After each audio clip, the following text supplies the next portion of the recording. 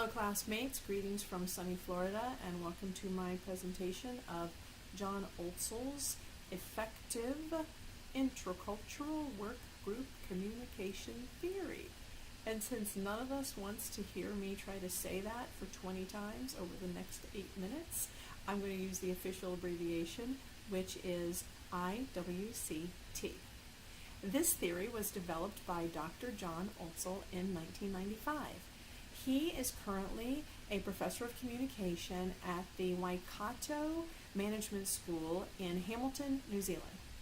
I was really excited in doing my research to find out that he's a real living, breathing person. I don't know about you, but sometimes I imagine these theorists as being long gone, or just that they've written their, written on their parchment like the founding fathers, and they're no longer a part of our society. But I was excited that he was currently teaching and still researching and writing.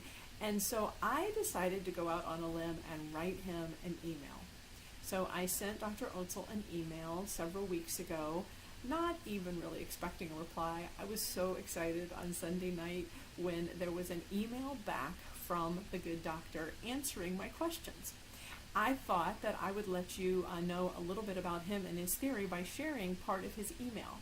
I had asked him how he got involved in the study, and here's what he said. My idea came from personal experience. I grew up in New Mexico, and my friends and classmates were people from all different cultures than me. I am Euro-American, and most of my friends were Latino or Native American. I noticed we did things differently. I liked those differences. As I pursued my degree, I had an assignment in an intercultural communication theory seminar with Stella Ting Toomey, and I decided to develop a theory to help me explain some of these differences. Her mentorship helped me to flesh out the theoretical explanations for what I experienced, and as well as the differences that I experienced in classes that I had taught. I love that that is how he came up with the theory.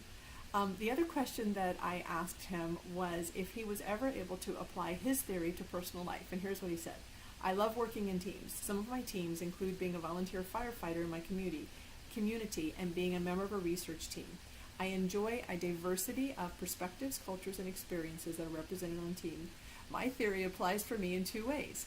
I tend to use it when I begin a project to make sure it's structured appropriately. And by that I mean that this project will ensure equal participation. And secondly, I use it if and when we encounter challenges. It is one of the tools that I use as a way to think about the best way to address the challenge. So there it is from the theorist himself.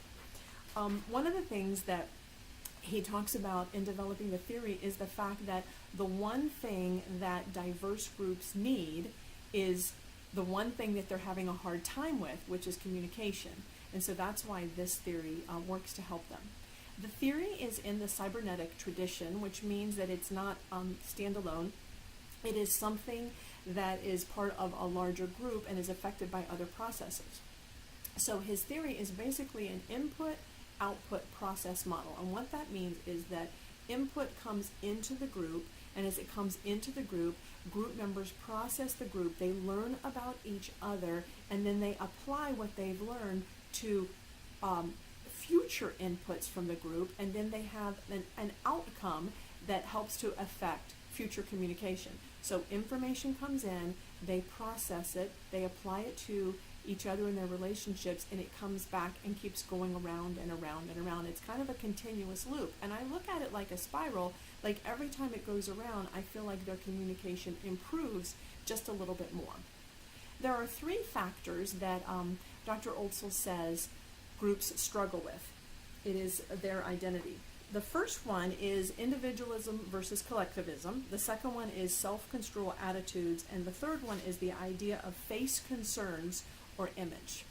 Now, these let me explain these three really quickly. The individualist versus collectivism is the type of culture that you come from. The United States would be a very individualist culture, where an Asian member might have more of a collectivist idea, which means that it's all about the group and what the group needs. The second one, self-control attitudes, is how you think about yourself, how outgoing you are, how much you're going to participate in the group, and have the confidence to speak up if you disagree with something. The third thing is face concerns or image.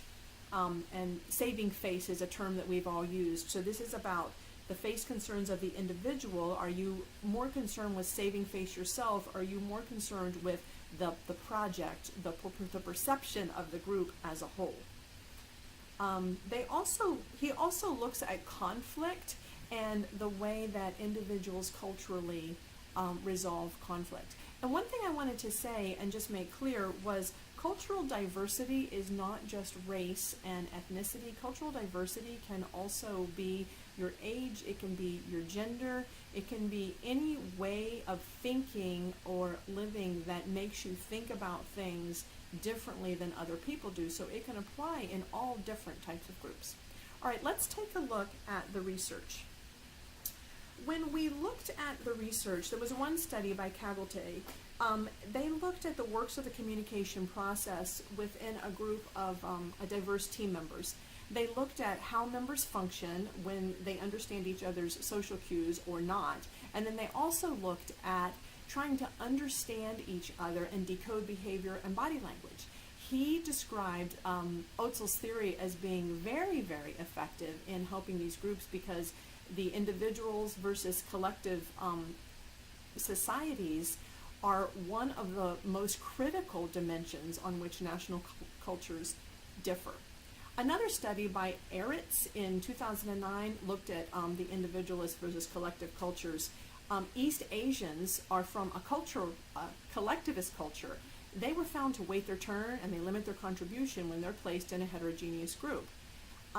Friedman from 2008 added to the conversation the idea that if team members realize the culture they're coming from, they have to, quote, overcome stark differences in members' cultural backgrounds and work harder to overcome those differences at creating and maintaining work relationships.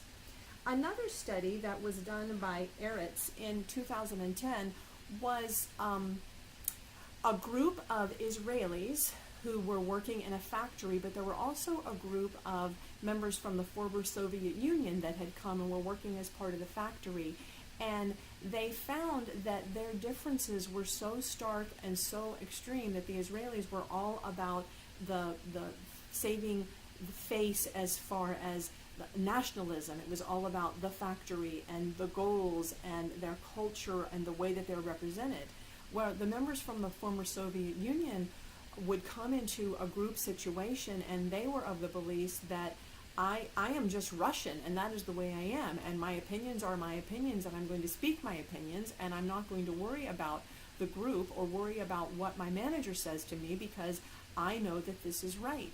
So this study examined and applied Otzel's work group theory, realizing that their cultural differences were really affecting these groups and causing these groups to not be able to work as well together. Another thing that John Otzel talked about was resolving conflict within a group. And where does conflict come from? Can conflict be avoided, or is conflict something that is just a part of life? Cagolte proposed that conflict is a necessary part of an organization. He said when two people with different perceptions and value system meet, it's inevitable that each party is going to misunderstand their behavior and their motives. Two types of conflict occur. One is cognitive and decision making. The other is affective, which is basically just I don't like you and I don't understand you.